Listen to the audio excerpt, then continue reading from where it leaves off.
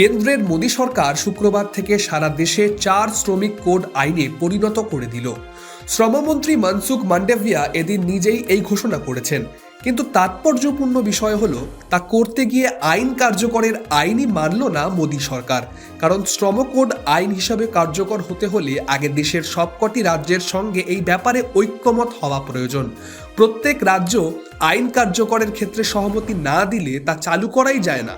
ঘটনা হলো 4 শ্রম কোড নিয়ে প্রথম থেকেই তীব্র আপত্তি রয়েছে পশ্চিমবঙ্গ সরকারের। এমনকি সবকটি লেবার কোডে তামিলনাড়ু সরকারেরও সঙ্গেও ঐক্যমত হয়নি কেন্দ্রের।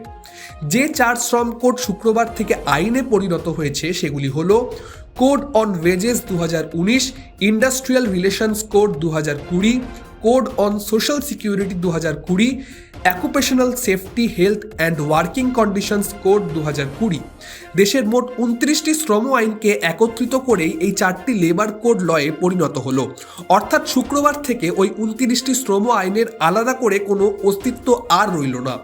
ইতিমধ্যেই এর তীব্র প্রতিবাদে সোচ্চার হয়েছে রাজ্যের শাসক দল তৃণমূল কংগ্রেস। নতুন 4 শ্রম আইন অবিলম্বে বাতিল করা না হলে বড়সড় আন্দোলনের হুঁশিয়ারিও দেওয়া হয়েছে।